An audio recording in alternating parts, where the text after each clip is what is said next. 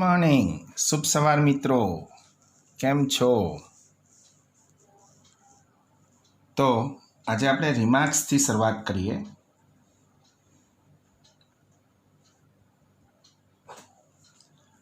તમારી રિમાર્ક્સ શું છે?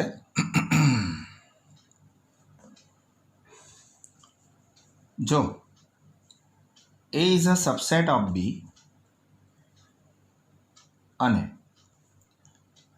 B is a subset of A હોય તો અને તો જ A બરાબર B થાય.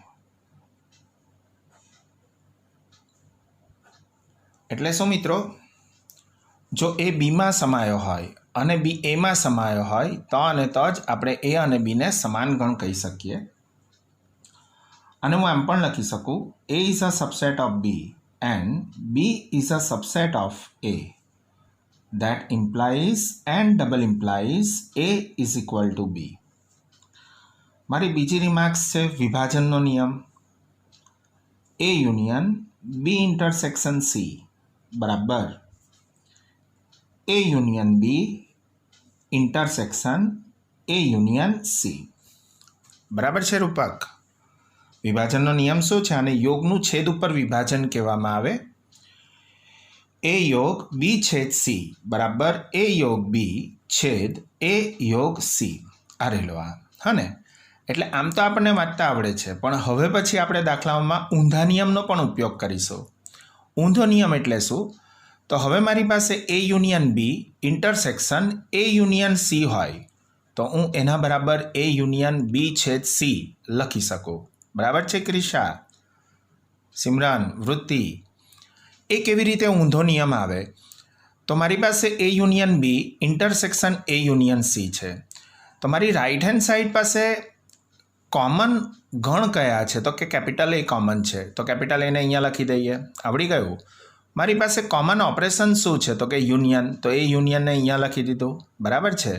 અને બાકીના તમામ ઘટકોને એની એ સ્થિતિમાં લખી દઈએ તો B છેદ C. આ રહેલો આ B છેદ C. પાક્કું? પાછો સમજાવું છું.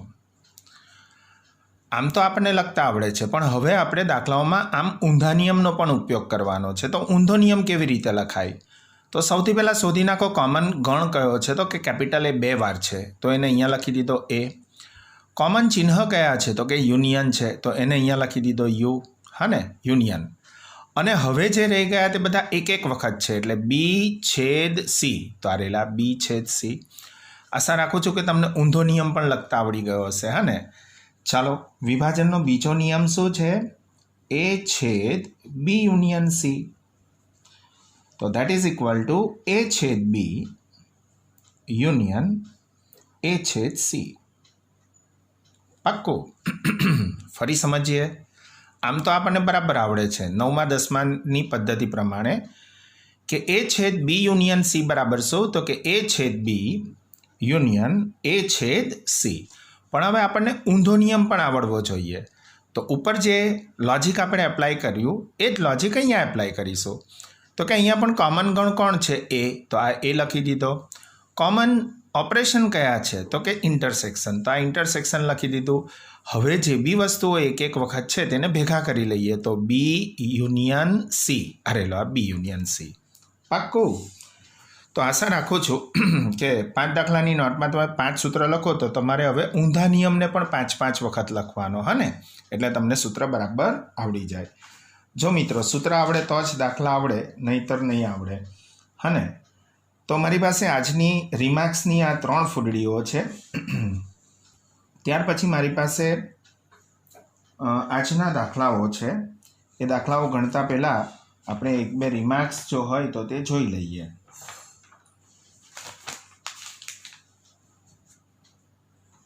હા, તો શરૂ કરીએ આજના દાખલાઓને.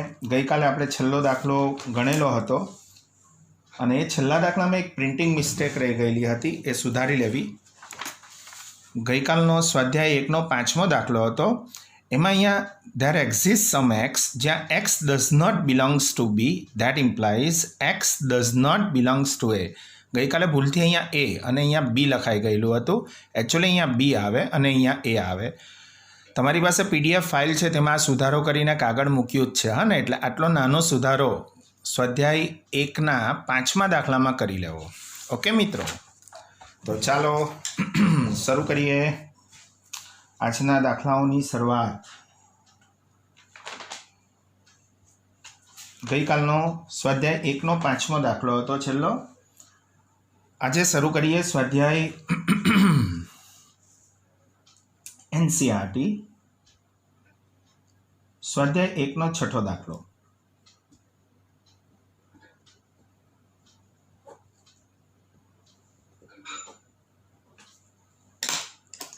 રકમ કંઈક આવી છે. જો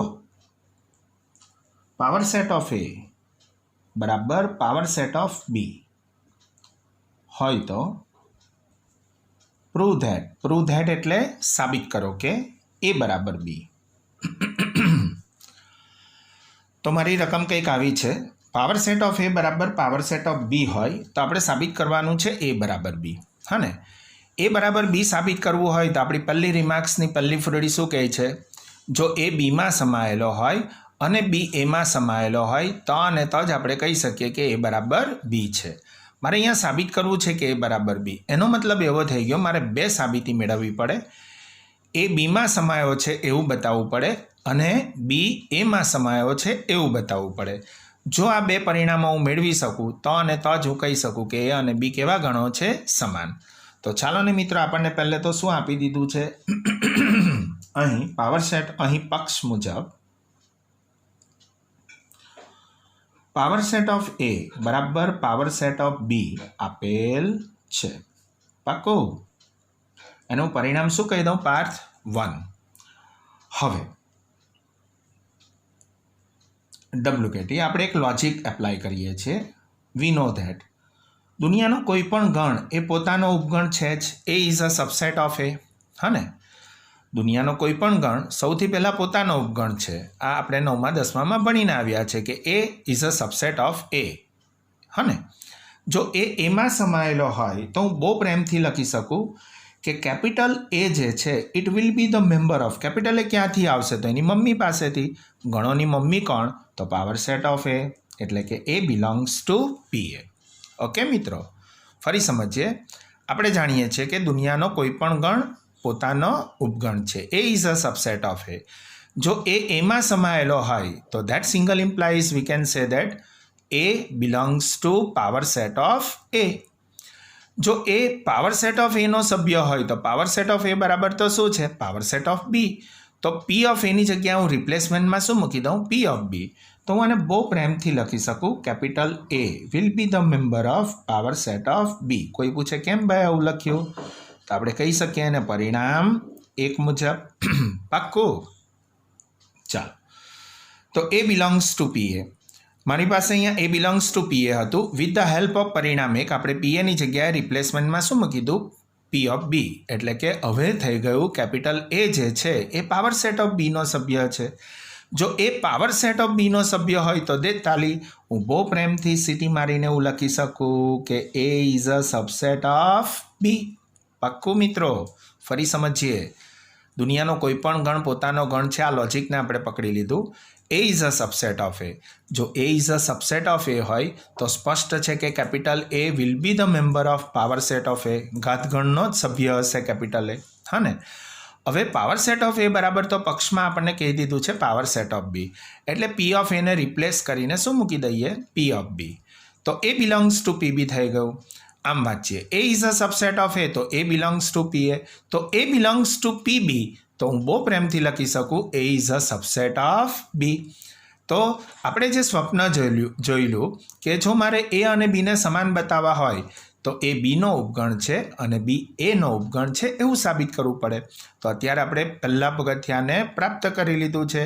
A જે છે એ Bમાં સમાયો છે અને હું પરિણામ શું કહી દઉં? તો કે X. એટલે જો હું બરાબર ધ્યાનથી જોઉં તો મારી અડધી સાબિતી પ્રાપ્ત થઈ ચૂકી છે. હા ને, તો સિમિલરલી આપણે બીજી અડધી પણ પ્રાપ્ત કરી શકીએ. વળી WKT ફરી એક લોજિક એપ્લાય કરીએ. હા ને, અને તે લોજિક શું હશે? B is a subset of B. કમાન રૂપક, B is a subset of B હોય તો આપણે શું લખી શકીએ? તો કે B will be the member of power set of B. પાક્કું? જો આ બરાબર ક્લિયર થઈ ગયું હોય તો એની જે બીજી સાબિતી છે એ તો રમતા રમતા આવી જાય. ચાલો શું કરીશું વૃત્તિ? તો પી ઓફ બીની જગ્યાએ રિપ્લેસમેન્ટમાં શું મૂકી દઉં? P of A. એટલે હું બહુ પ્રેમથી લખી શકું B belongs to power set of A. કોઈ પૂછે કેમ? તો કે પરિણામ એક મુજબ. Come on Krisha, B belongs to P A હોય તો સિટી મારીને we can say that B is a subset of A. અને હું રિઝલ્ટ નંબર શું કહી દઉં? વાય. પરિણામ એક્સ અને વાયને આપણે બહુ પ્રેમથી જોઈએ તો પરિણામ એક્સ અને વાય પરથી એક વસ્તુ સ્પષ્ટ થઈ જાય કે એ બીમાં સમાયો છે અને બી એમાં સમાયો છે. તો આપણી રિમાર્ક્સ એવું કહે છે કે જો A is a subset of B હોય અને B is a subset of A હોય તો એ બરાબર બી. તો પરિણામ એક્સ અને વાય પરથી હું બહુ પ્રેમથી કહી શકું કે A is equal to capital B. Right મિત્રો? તો આ તમારું ગણ સિદ્ધાંતનું ગ્રામર છે, હા ને? અને ગ્રામર ક્લિયર હોય તો આપણું કામ ફટાફટ આગળ વધે. ચાલો મિત્રો, આવો જ એક બીજો દાખલો છે મારી પાસે, સ્વાધ્યાય 1નો 7મો દાખલો, NCERT. સ્વાધ્યાય 1 અને તેનો 7મો દાખલો. કોઈ પણ ગણ એ અને બી માટે, કોઈ પણ ગણ કેપિટલ એ અને કેપિટલ બી માટે power set of A union power set of B is equal to power set of A union B. આ સાચું છે? Dot question mark. તો મિત્રો પાછળ જતા રહીએ, હા ને? તો રકમને ફરી એક વખત જોઈ લઈએ. કોઈ પણ બે ગણો એ અને બી માટે power set of A union power set of B બરાબર power set of A union B. આવું થાય ખરું? તો ચાલો ને મિત્રો આપણે એક ઉદાહરણ દ્વારા આને સમજવાનો પ્રયત્ન કરીએ. ચાલો.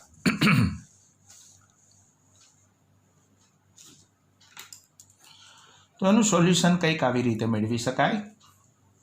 હું બે ગણોને ધારી લઉં છું. ધારો કે કેપિટલ એ બરાબર છગડિયા કૌંસમાં 1 અને કેપિટલ બી બરાબર છગડિયા કૌંસમાં 2 લેતા. ઓકે, તો મેં બે ગણો લઈ લીધા. ચાલો આના પાવર સેટ આપણે લખી દઈએ. તો પાવર સેટ ઓફ એનો મતલબ આપણને આવડે છે, અગાઉ આપણે ભૂતકાળમાં ઘણા બધા ઘાતગણો શોધીને આવ્યા છીએ, હા ને? તો કેપિટલ એ બરાબર છગડિયા કૌંસમાં 1 હોય તો કેપિટલ એના પાવર સેટ કયા થશે? તો કે પહેલો ઉપગણ 5 અને બીજો ઉપગણ એ પોતે, જેને હું છગડિયા કૌંસમાં 1 પણ લખી શકું. તો આ મારો થઈ ગયો પાવર સેટ ઓફ એ, હા ને? એ જ રીતે હું પાવર સેટ ઓફ બી લખું તો પાવર સેટ ઓફ બી કેટલો થશે? તો કે પહેલો ઉપગણ 5 પોતે અને બીજો છગડિયા કૌંસમાં 2 છગડીયો પૂરો. રાઈટ મિત્રો? હવે હું મારી લેફ્ટ હેન્ડ સાઈડને શોધી લઉં તો power set of A union power set of B. આ બંને ગણોનો યુનિયન લઈ લઉં તો મને શું પ્રાપ્ત થશે? તો કે 5 કોમન છે, પછી કોણ છે? તો કે 1 છે, પછી કોણ છે? તો કે 2 છે અને પતી ગયું. અમારી લેફ્ટ હેન્ડ સાઈડ આવી ગઈ. એનું પરિણામ શું કહી દઉં? એક્સ. હવે હું રાઈટ હેન્ડ સાઈડ તરફ જાઉં તો રાઈટ હેન્ડ સાઈડે મારી પાસે સૌથી પહેલાં તો એ યુનિયન બી શોધવાનું છે. તો સૌથી પહેલાં હું એ યુનિયન બી શોધી નાખું. તો એ યુનિયન બી બરાબર શું થશે? તો કે છગડિયા કૌંસમાં 1 અને 2. રાઈટ મિત્રો? ચાલો આનો પાવર સેટ શોધીએ. તો power set of A union B, અને શુદ્ધ ગુજરાતીમાં શું કહેવાય મિત્રો? એ યોગ બીનો ઘાતગણ, હા ને? તો પહેલો ઉપગણ કોણ? તો કે 5, બીજો ઉપગણ તો કે 1, ત્રીજો ઉપગણ તો કે 2 અને ચોથો ઉપગણ 1 2 પોતે. રાઈટ? તો આ મારી રાઈટ હેન્ડ સાઈડ આવી ગઈ છે અને હું પરિણામ શું કહી દઉં? વાય. ચાલો પરિણામ એક્સ અને વાય બંનેને બરાબર ધ્યાનથી જોઈએ. શું તમને દેખાય છે કે બંને માફ કરજો, શું તમને દેખાય છે કે બંને ગણો સરખા છે? ના. તો હું બહુ પ્રેમથી લખી શકું પરિણામ એક્સ અને વાય પરથી power set of A union power set of B is not equal to power set of A union B. એટલે આપણને જે લેખકે કીધું છે કે power set of A union power set of B બરાબર power set of A union B કહી શકાય, તો કે ના, નહીં કહી શકાય. હા ને? તો મિત્રો આપણે ધીરે ધીરે ચેપ્ટરના એન્ડ તરફ જઈ રહ્યા છીએ. મારી પાસે તમારી જ એનસીઆરટી સ્વાધ્યાય 1નો 8મો દાખલો છે. કોઈ પણ ગણ એ અને બી માટે પ્રૂવ ધેટ કોઈ પણ ગણો કેપિટલ એ અને કેપિટલ બી માટે પ્રૂવ ધેટ એટલે સાબિત કરો કે નંબર 1 કેપિટલ એ બરાબર એ છેદ બી યુનિયન એ માઇનસ બી, અને નંબર 2 એ યુનિયન બી માઇનસ એ બરાબર એ યુનિયન બી. તો શરૂ કરીએ આનું સોલ્યુશન. ચાલો, સૌથી પહેલા હું પહેલા પરિણામની સાબિતી મેળવીશ. કેપિટલ એ બરાબર એ છેદ બી યુનિયન એ માઇનસ બી. હા ને? એટલે નંબર 1ની સાબિતી હું પહેલે મેળવીશ. હું એની RHS પકડી લઉં છું. What is my beautiful RHS? તો કે એ છેદ બી યુનિયન એ માઇનસ બી. બરાબર ક્રિશા? જરા હું વેન આકૃતિની મદદ લેવા માંગુ છું કે જેથી કરીને તમને સૂત્ર બરાબર યાદ આવી જાય. આ મારો સાર્વત્રિક ગણ યુ છે, આ મારો ગણ એ છે અને આ મારો ગણ બી છે. પાક્કું? આ જે પોર્શન છે એને આપણે શું કહીએ છીએ મિત્રો? એ માઇનસ બી. અથવા બીજી ભાષામાં આપણે તમને યાદ હોય તો એમ પણ કહેતા કે બંનેનો છેદ લઈ લેવાનો એટલે કે એ છેદ બી, માઇનસમાં જે ગણ હોય તેના ઉપર ડેશ મૂકી દેવાનો એટલે કે એ છેદ બી ડેશ. બરાબર ને? એટલે એ માઇનસ બીને હું બીજી ભાષામાં એ છેદ બી ડેશ પણ લખી શકું. રાઈટ મિત્રો?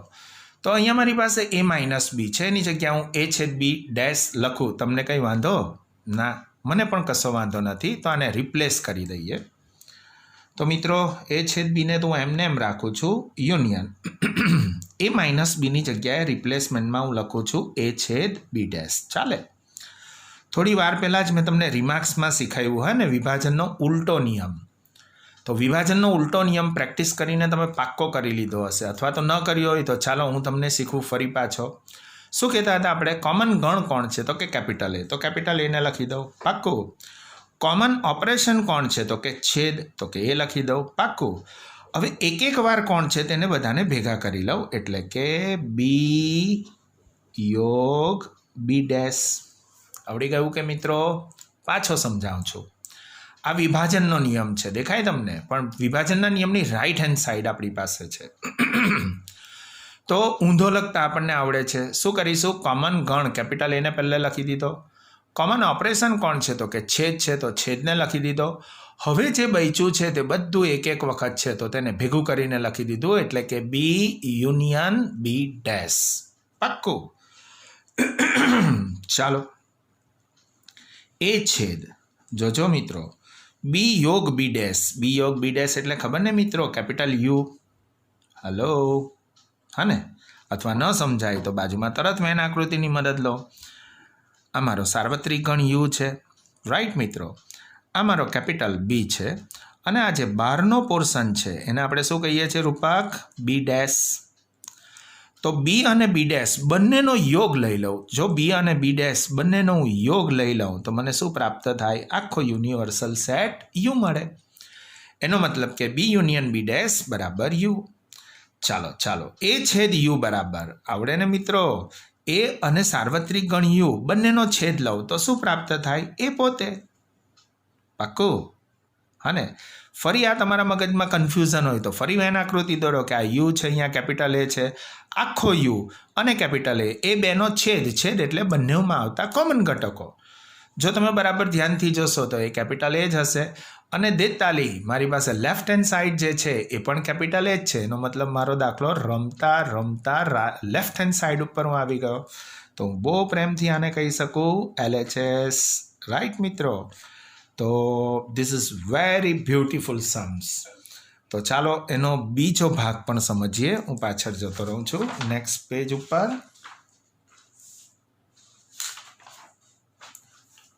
હા, એની બીજી સાબિતી એવું કહે છે કે A યોગ B, A union B is equal two A union B minus A. Right. ચાલો તો ફરી પાછું આપણે એની LHS પકડી લઈએ, સોરી RHS પકડીએ. તો vote is my beautiful RHS? A union B minus A. પાક્કું. અને મારે રિપ્લેસ કરવો છે તો હું બહુ પ્રેમથી લખી શકું A union B minus A એટલે શું? તો હવે તમને આવડવું જોઈએ સૂત્ર. B માઇનસ A એટલે શું? તો કે બંનેનો છેદ પહેલાં મૂકી દઉં, હને ત્યાર પછી શું એપ્લાય કરો? તો કે માઇનસમાં કયો ગણ છે તેના ઉપર ડેશ કરી દઉં, હને આમ ન આવડે તો પછી બાજુમાં જઈને વેન આકૃતિ ઉપર ક્લિયર થઈ જાઓ. આપણી વેન આકૃતિ એટલે 108 તો તરત જ આપણને મદદ માટે તૈયાર જ રહે છે. આ મારો ગણ A છે અને આ મારો ગણ B છે. આ પોર્શનને આપણે શું કહીએ છીએ? B minus A.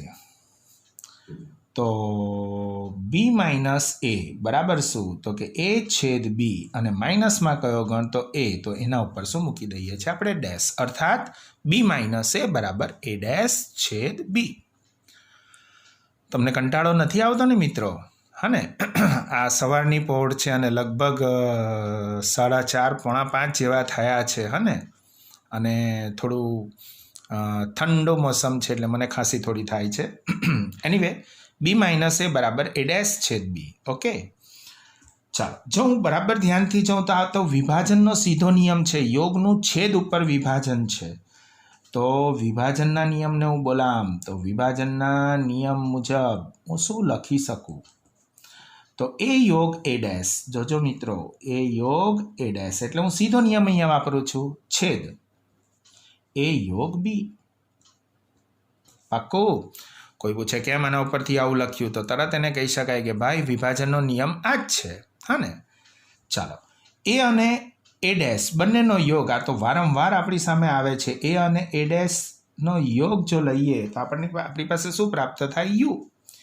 U છેદ A યુનિયન B. પાક્કું. અને ક્રિશા સમજી ગયા છો તમે? આ સાર્વત્રિક ગણ છે ને A યોગ B છે તો બંનેનો છેદ શું થશે? છેદ એટલે કોમન ઘટકો એટલે કે A યુનિયન B. ન સમજાય તો જાઓ 108 પાસે અને જુઓ કે ભાઈ શું એક્ઝેક્ટલી શું આવે છે. તો કે આ મારો સાર્વત્રિક ગણ U છે, આ મારો A છે, આ મારો B છે. આ જે પોર્શન છે જેને આપણે શું કહીએ છીએ? A union B.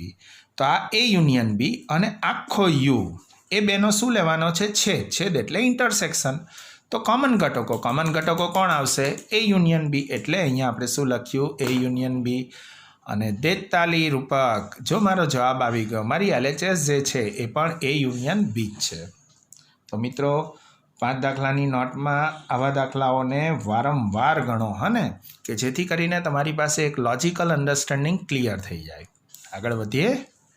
મારો નેક્સ્ટ સમ્સ છે સ્વાધ્યાય 1નો 9મો દાખલો. NCERT સ્વાધ્યાય 1 અને તેનો 9મો દાખલો. ગણના ગુણધર્મનો ઉપયોગ કરી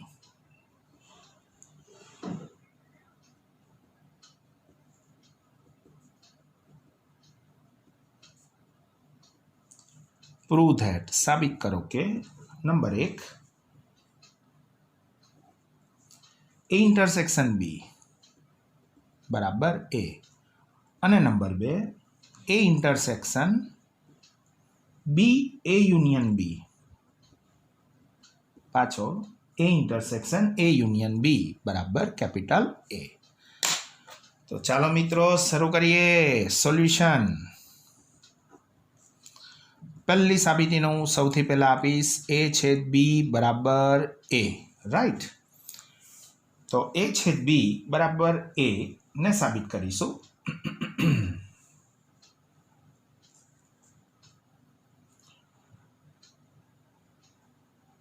સોરી હા, અહીંયા ભૂલ થાય છે. A યુનિયન A છેદ B, રકમમાં મિસ્ટેક છે. A યુનિયન A છેદ B બરાબર A. એટલે કે ए યુનિયન ए છેદ બી બરાબર કેપિટલ એ. આવું સાબિત કરવાનું છે.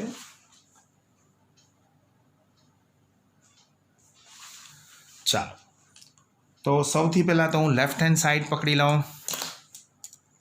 Vote is my beautiful LHS? તો કે એ યુનિયન એ છેદ બી.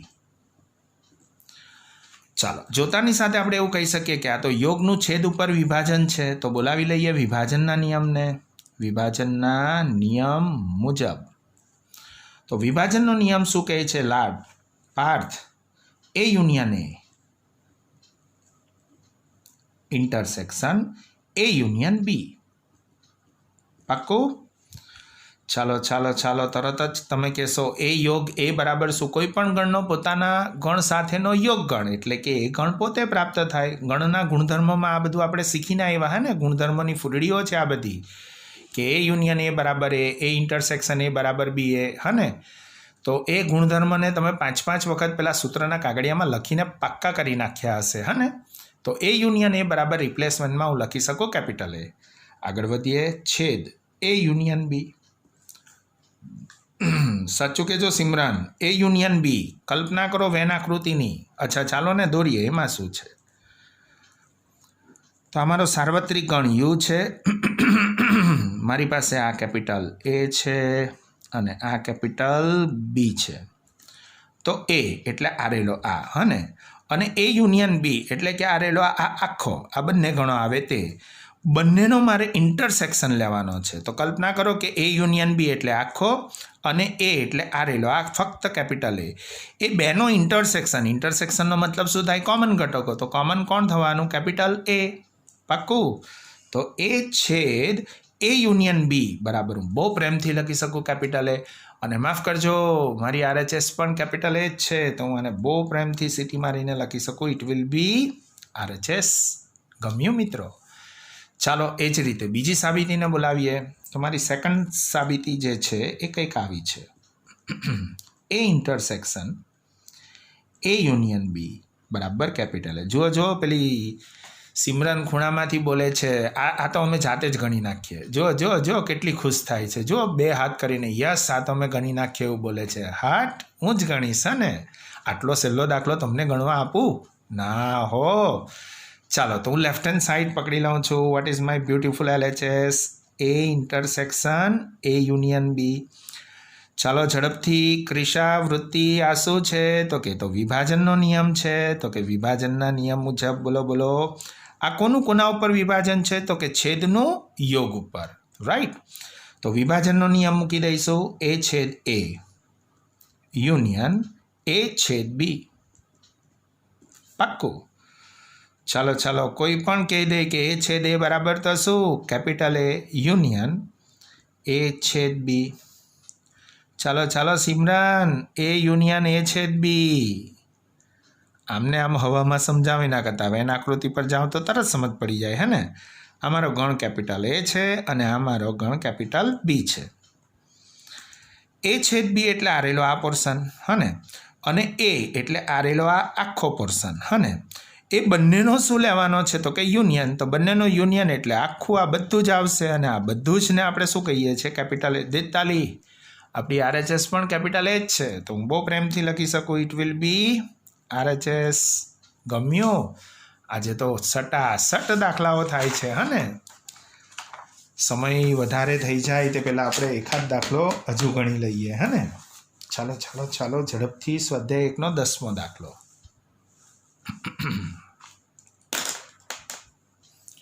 NCERT સ્વાધ્યાય 1 અને એનો 10મો દાખલો. Prove that. સાબિત કરો કે જો એ ઇન્ટરસેક્શન બી બરાબર એ ઇન્ટરસેક્શન સી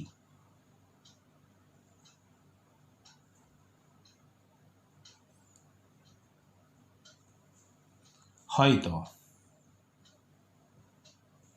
બી બરાબર સી કહી શકાય?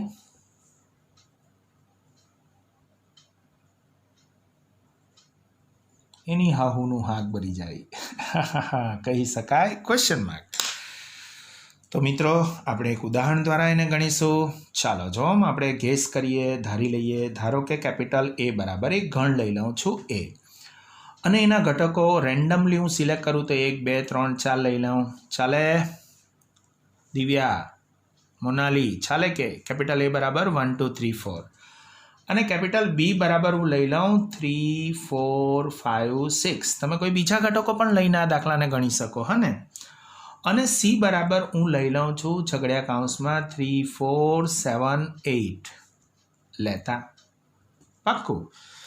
તો મેં 3 ગણો એવા સિલેક્ટ કર્યા જેથી એ ઇન્ટરસેક્શન બી બરાબર એ ઇન્ટરસેક્શન સી થઈ જાય. ચાલો ને જોઈએ શું એ ઇન્ટરસેક્શન બી બરાબર એ ઇન્ટરસેક્શન સી થાય છે, તો શોધી નાખીએ. હવે એ ઇન્ટરસેક્શન બી બરાબર, તો એ ઇન્ટરસેક્શન બી આ બંનેનો છેદ શું મળશે મને, તો કે 3 4.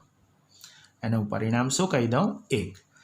ચાલો એ ઇન્ટરસેક્શન સી, એ અને સીનો ઇન્ટરસેક્શન શોધી નાખું. તો એ ઇન્ટરસેક્શન સી બરાબર શું થશે, કમાન એ અને સીનો છેદ 1 2 3 4 અને 3 4 7 8. તો કોમન ઘટકો શું થવાના, 3 અને 4. પાક્કું. એનું પરિણામ 2 કહી દઉં. તો સ્પષ્ટ છે કે પરિણામ 1 અને 2 પરથી શું દેખાય મને, તો મને પાક્કું દેખાય છે કે એ ઇન્ટરસેક્શન બી બરાબર એ ઇન્ટરસેક્શન સી થશે. તો આપણને એણે આવું કીધું છે કે સાબિત કરો કે એ છેદ બી બરાબર એ છેદ સી હોય તો બી અને સી સરખા કહેવાય. ચાલો આપણે સાબિત કરી આપ્યું કે એ છેદ બી બરાબર એ છેદ સી તો છે. શું તમને મારો બી અને મારો બી સમાન દેખાય છે? ના, બીમાં તો 3 4 5 6 છે અને સીમાં શું છે, તો કે 3 4 7 8 છે. એનો મતલબ સ્પષ્ટ છે કે બી અને સી સમાન નથી. તો મને આમ વાઇન્ડ અપ કરી શકું, આમ એ ઇન્ટરસેક્શન બી બરાબર એ ઇન્ટરસેક્શન સી હોવા છતાં capital B is not equal to capital C થશે. એનો મતલબ એવો થઈ ગયો કે એ છેદ બી બરાબર એ છેદ સી હોય તો આપણે બી બરાબર સી છે એવું કહી ન શકીએ. બરાબર છે. તો મિત્રો ખૂબ બધો સમય થયો છે, અહીંયા હું અટકું છું. મળીશું નેક્સ્ટ લેક્ચરમાં. ત્યાં સુધી અલ્પવિરામ હને. અને લગભગ હવે પછીનું જે લેક્ચર રહેશે એ આપણું છેલ્લું લેક્ચર રહેશે. 4-5 દાખલાઓ છે અને ચેપ્ટર પૂરું થાય છે. રાઈટ મિત્રો. તો મળીશું નેક્સ્ટ લેક્ચરમાં. ત્યાં સુધી અલ્પવિરામ. મસ્ત રહો, વ્યસ્ત રહો, stay at home, take care, આવજો.